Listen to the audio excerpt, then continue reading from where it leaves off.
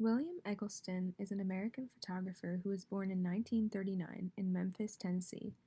He is widely known for his role in bringing color photography into the previously black and white fine art world, using color to enhance his photos and create striking images.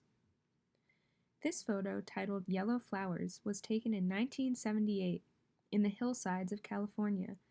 This print was created using the dye transfer process. This is when a photographer uses cyan, yellow, and magenta dye to layer and create vibrant colors in their photographs. Eggleston adopted this process from Technicolor, a film process that was used to make color movies like The Wizard of Oz and Singin' in the Rain. This photo was featured in galleries and is currently up for sale. The complementary colors of yellow and purple in this photograph bring a sense of serenity and peace, complete with a bright blue sky, which is why I believe it is an aesthetically evaluative photograph. This next photo does not have a title, but is commonly called the Red Ceiling.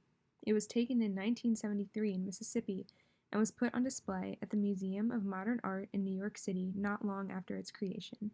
The reason? This was one of the first photographs Eggleston created using the dye transfer process. The striking red color was unsettling to many artists at the time, as they were used to the black and white film photographs. The red is very powerful and may symbolize a range of emotions: anger, passion, danger. I view this as an interpretive photograph, and at the time, I'm sure it was also theoretical. I say interpretive because you can ask many questions about the redness, the poster in the corner, the singular light bulb, where it is, etc. This is an untitled piece taken from 1970 to 1973 and was printed in 1980. It is part of his portfolio named Troubled Waters, a collection of roadside and rural Mississippi and Memphis. This was created using the dye transfer process and was on display at the San Francisco Museum of Modern Art.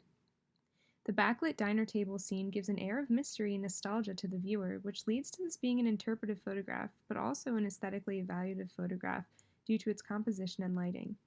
I think this photograph is significant because this is a place many people would find themselves for breakfast or late dinner, and it captures a typical diner scene in such a unique way. This is an untitled piece, also from the Troubled Waters portfolio. This photograph was taken in 1980 and was created using the dye transfer process. It was on view at the Ogden Museum of Southern Art in 2017. In this photo, we see a gas station and its accompanying store in a dark ultraviolet and pink light. The emptiness here creates a feeling of longingness and curiosity. It is a bit difficult to tell if it's dawn or dusk and where everyone might be. This is an aesthetically evaluative photo because of the analogous colors and simplicity. It brings a sense of beauty to the mundane scene of a gas station, something Eggleston was very talented in doing, as seen in this other photograph from his Election Eve portfolio in 1976. That brings me to the final photograph, and an untitled photograph also part of his Election Eve portfolio. Traveling to Jimmy Carter's hometown, Plains, Georgia, on the eve of the election into U.S. presidency, Eggleston used the dye transfer process to capture the scene of a small backroad town. We see a car in the left corner and a singular person right in the bullseye of this photograph. I would argue this to be ethically evaluative because it shows the reality of small, economically disadvantaged towns post-Great Depression. Not quite ghost towns, but had quiet marks of human activity from the litter and parked cars.